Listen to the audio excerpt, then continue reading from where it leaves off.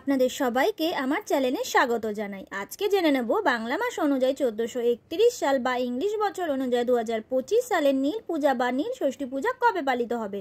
কিন্তু তার আগে দেবাদিদেব মহাদেবের অশেষ কৃপা পেতে কমেন্ট বক্সে লিখুন ওম নমঃ শিবায় বা হর হর মহাদেব। তো চলো দেখে নেওয়া যাক নীল ষষ্ঠী পূজার পূর্ণাঙ্গ সময়সূচি।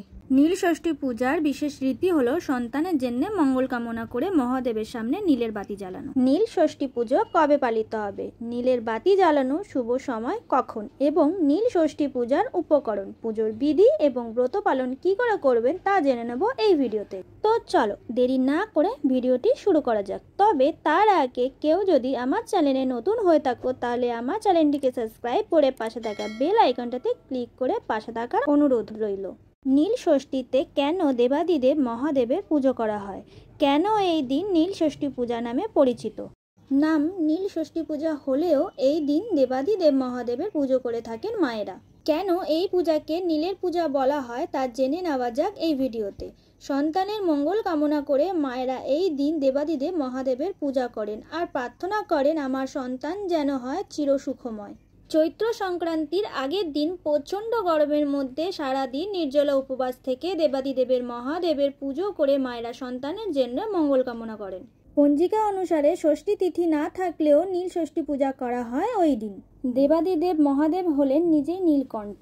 পুরাণ মতে নীল ষষ্ঠীর এই দিন দেবাদিদেব মহাদেবের সঙ্গে নীলচণ্ডিকা বা নীলাবতীর বিয়ে হয়েছিল বলে এই দিনটি নীল ষষ্ঠী পুজো নামে পরিচিত। মাতা পার্বতী নীলোধ্বজ নামক এক রাজার ঘরে তার কন্যা রূপে জন্মগ্রহণ করেছিলেন আর তার নাম হয়েছিল নীলাবতী। চৈত্র সংক্রান্তির আগের এই দিন মাতা নীলাবতীর সঙ্গে দেবাদিদেব মহাদেবের বিবাহ হয়েছিলেন, তাই এই দিন দেবাদিদেব মহাদেব ও মাতা পার্বতী বা নীলাবতী বিবাহ দিন হিসাবে পালিত হয়। তবে এই দিন মায়েরা নির্জলা উপবাস থেকে দেবাদিদেব মহাদেবের পুজো করার এই প্রথাটা অনেক পর শুরু হয়েছিল। এক ব্রাহ্মণ ও ব্রাহ্মণী বারবার সন্তান জন্মগ্রহণের পরেই তা মারা যাচ্ছিল। মনে দুঃখে তারা সংসার ত্যাগ করে তীর্থ ভ্রমণে বেরিয়ে পড়ে।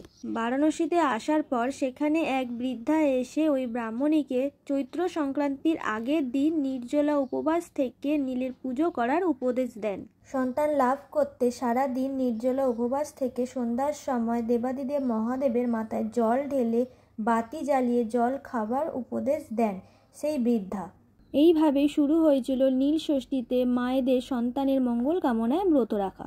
নীলের পূজা বা নীল ষষ্ঠী পূজা কবে পালিত হবে? 30শে চৈত্র 13 এপ্রিল রবিবার।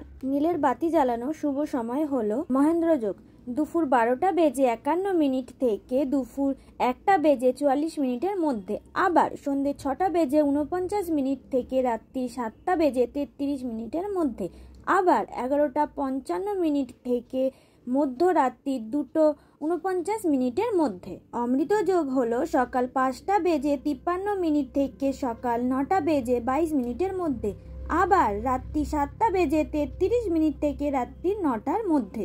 নীল ষষ্ঠী পূজার উপকরণ: দুধ, দই, ঘি, মধু, চিনি, গঙ্গার জল, সিদ্ধি, আতপ চাল, কাঁচা আম, কালো তিল, আকন্দ ফুলের মালা, জবা ফুল, ধুতরা ফুল ও ফল, বেলপাতা, নীল অপরাজিতা ফুল, পৈতে, মাটির প্রদীপ বা মোমবাতি। নীল ষষ্ঠী পূজার দিন আপনি চাইলে মন্দিরে গিয়ে বা বাড়িতে প্রতিষ্ঠিত শিবলিঙ্গ থাকলেও সেটাকেও পুজো করতে পারেন।